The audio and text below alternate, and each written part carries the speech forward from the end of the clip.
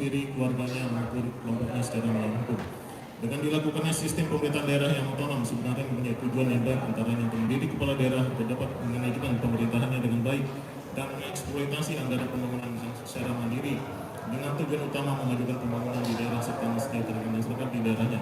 Namun akibat kurangnya pengawasan baik dari internal, eksternal maupun elemen masyarakat itu sendiri memberikan peluang kepada seorang kepala daerah untuk menyalahgunakan kewenangannya untuk mendapatkan keuntungan pribadi dari pihak kontraktor atau pemborong yang mau mengikuti keinginan para koruptif kepala daerah tersebut demi mendapatkan pekerjaan agar kepentingan bisnisnya tetap berjalan dan langgeng setiap tahun serta tidak perlu berkompetisi memperburuk pekerjaan proyek pembangunan.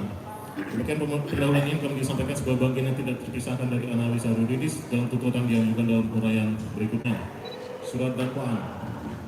Berdasarkan surat penetapan Hakim Pengadilan Tindak Pidana Korupsi pada Pengadilan Negeri Tanjung Karang nomor 29 garing titik sus garis data PPK garing 2019 garing PNTJK tanggal 13 Desember 2019 terdakwa dihadapkan ke depan persidangan dengan dakwaan sebagai berikut.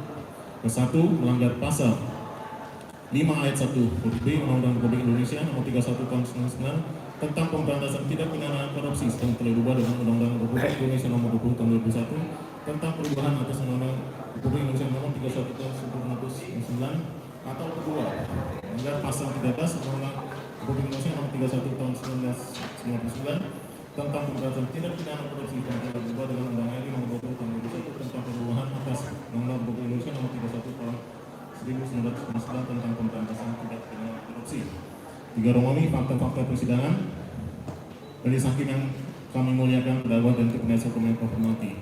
Fakta ini terungkap dalam pemeriksaan persidangan secara berturut berupa keterangan saksi-saksi, surat petunjuk, keterangan terdakwa dan barang bukti yaitu A. Keterangan saksi-saksi nomor 1 Karnadi, 2 Mary Wiyodasari, 3 Yunanda, 4 Ulias Dewianto, 5 Yuli Saputra, 6 Indah Lukti, 7 Desyadi, 8 Taufik Hidayat, 9 Sri Widodo, 10 Agung Punegara, 11 Sahbudin, 12 Pria Apris Pratama, 13 Raden Sahri Alisami, 14 Reza Giovanna Andika, 15 Rina Fibrina, 16 Susanti, 17 Gunato, 18 Iwan Setiawan.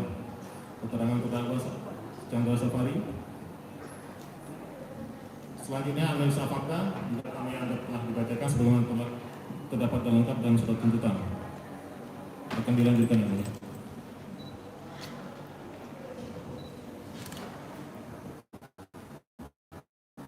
Analisa yuridis.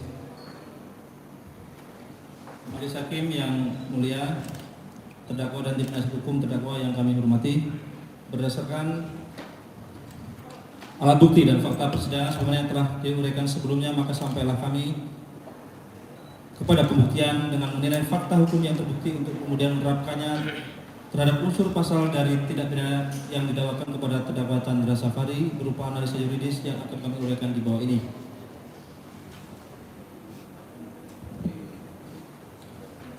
Analisa yuridis tentang unsur pasal bahwa terdakwa Chandra Safari telah didakwa melakukan tindak pidana korupsi sebagaimana dalam surat dakwaan nomor 124 garis miring itu titik 01 titik 04 garis miring 24 garis miring 12 garis miring 2019 tanggal 12 Desember 2019 sebagai berikut. Ke-1,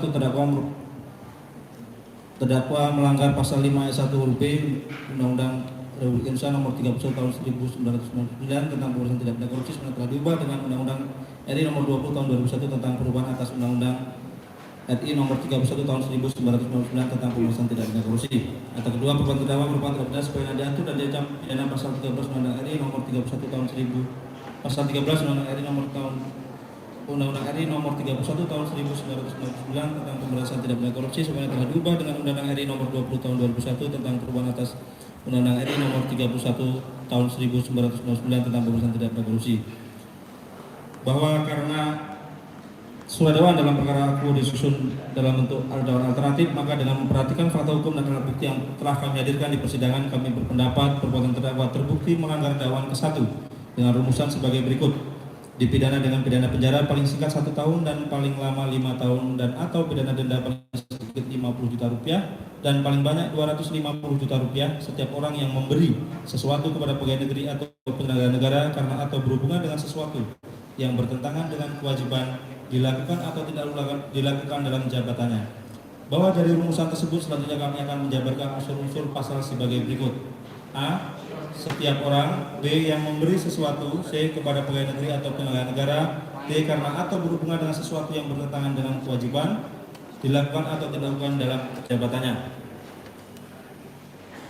Relevan dengan dalam satu tersebut, maka terhadap fakta-fakta hukum sebagaimana yang telah diuraikan dalam fakta hukum sebelumnya akan dilakukan analisa dengan menggunakan pendekatan yuridis guna membuktikan unsur-unsur delik pasal-pasal tersebut sebagai berikut.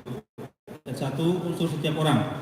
Bahwa berdasarkan ketentuan umum Undang-Undang Nomor 31 Tahun 1959 tentang pemberantasan tindak pidana korupsi sebenarnya telah diubah dengan Undang-Undang Nomor 20 Tahun 2001 tentang perubahan atas Undang-Undang Nomor 31 Tahun 1999 tentang pemberantasan tindak pidana korupsi pasal 1 butir 3. Pengertian setiap orang adalah orang, perseorangan atau termasuk korporasi. Dengan demikian dapat dikatakan pengertian yang terdapat dalam pasal 1 angka 3 tersebut merupakan tafsiran autentik terhadap apa yang dimaksud dengan kata setiap orang pada Undang-Undang tentang pemberantasan tindak pidana korupsi.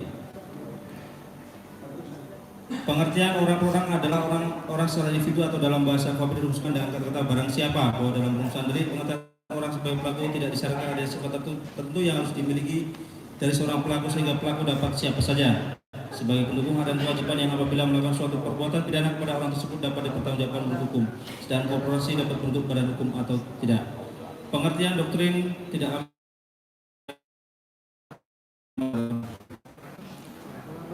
bahwa berdasarkan fakta hukum berupa fakta perbuatan yang telah dibuktikan di persidangan maka disimpulkan sebagai berikut. 1. Bahwa benar terdakwa adalah seorang yang bernama Chandra Safari dengan identitas sebagai tercantum dalam surat dakwaan. 2. Bahwa benar terdakwa merupakan kontraktor swasta selaku direktur CV di Pasanta Pratama, yaitu suatu perusahaan yang bergerak di bidang jasa konsultan perencanaan yang mendapatkan paket pekerjaan konsultan perencanaan dan pengawasan para dinas PUPR Kabupaten Lampung Utara tahun anggaran 2017 dan tahun anggaran 2018. 3. Bahwa terdakwa selama dalam proses pemeriksaan di persidangan dalam keadaan sehat jasmani dan rohani. 4. Bahwa terdakwa memahami apa yang didakwakan kepadanya dan mampu menjawab serta mengajukan pertanyaan maupun tanggapan terhadap saksi-saksi maupun alat bukti lainnya yang diajukan di persidangan sehingga tidak terjadi error personal. Fakta hukum tersebut didukung oleh alat bukti keterangan saksi-saksi yang sebagian besar mengenal ataupun mengetahui terdakwa, alat bukti surat keterangan terdakwa yang membenarkan identitasnya serta barang bukti yang telah diperlihatkan di persidangan.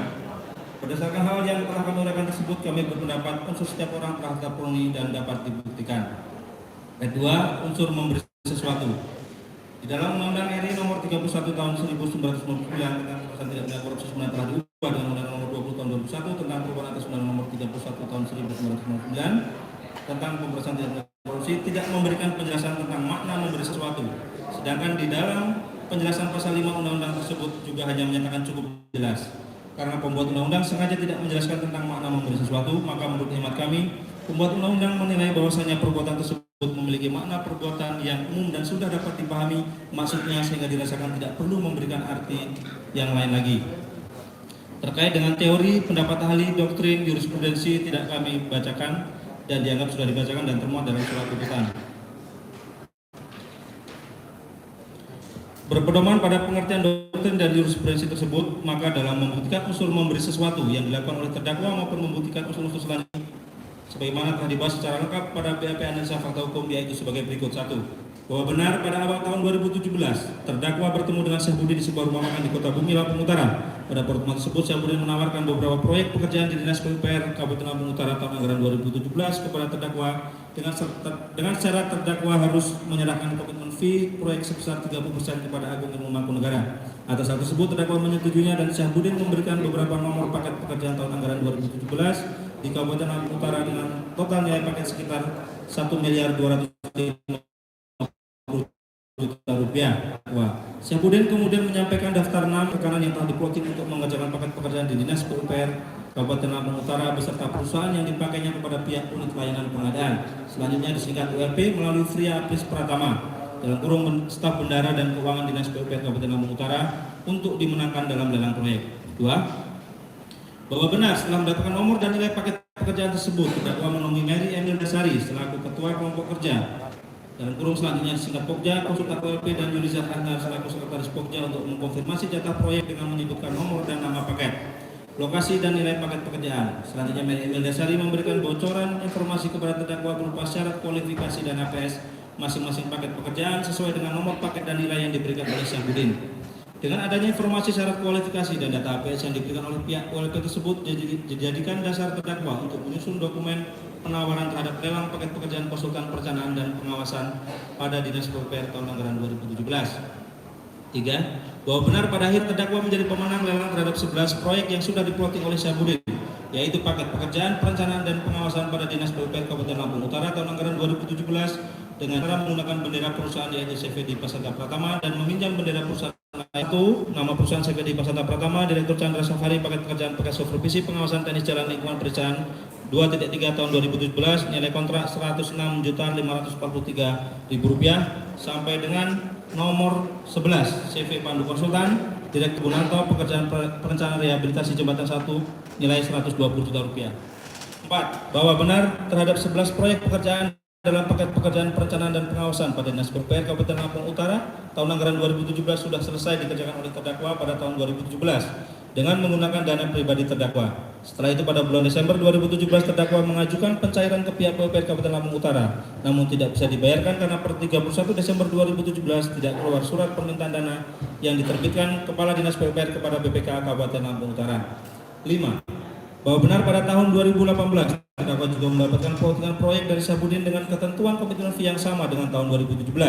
Paket pekerjaan perencanaan dan pengawasan di Dinas PUPR Kabupaten Lampung Utara pada tahun 2018 yang digunakan oleh terdakwa dengan meminjam bendera perusahaannya itu sesuai dengan kolom nomor 1 CV Gagas Naulijaya, Direktur SD Kita Putrika Sandi, proyek perencanaan pembangunan fasum sosial 1 nilai Rp99.566.000 sampai dengan nomor 5 CV Ramuja, Direktur Novramadi, proyek perencanaan pembangunan fasum sosial 3 nilai Rp99.414.000. 6. Bahwa benar terhadap 5 proyek pekerjaan perencanaan dan pengawasan di Dinas PUPR Kabupaten Lampung Utara pada tahun 2018 tersebut sudah selesai dikerjakan oleh terdakwa pada tahun 2018 dengan menggunakan dana pribadi dari terdakwa. Setelah itu pada bulan Desember 2018 terdakwa mengajukan pencairan ke pihak PUPR Kabupaten Lampung Utara, namun tidak bisa dibayarkan karena tidak keluar surat permintaan dana yang terbitkan Kepala Dinas PUPR Kabupaten Lampung Utara kepada BPKA Kabupaten Lampung Utara. 7. Bahwa benar pada pertengahan bulan September 2019 terdakwa menerima pembayaran atas 13 paket proyek yang dimenangkan oleh terdakwa yang terdiri atas 8 paket pekerjaan tahun 2017 dan 5 paket pekerjaan tahun anggaran 2018 dengan cara ditransfer langsung ke rekening perusahaan milik terdakwa dan rekening perusahaan pinjaman, yaitu paket pekerjaan tahun 2017 yang sudah dibayar, yaitu 1 paket pengawasan teknis jalan lingkungan pedesaan 2.3 dengan nilai Rp106.543 dengan menggunakan CV di Pasanta Pratama. 2 paket supervisi pengawasan teknis jalan Kabupaten 8 kecamatan tersebar dengan nilai 98 air minum dengan 919.000 dengan menggunakan CV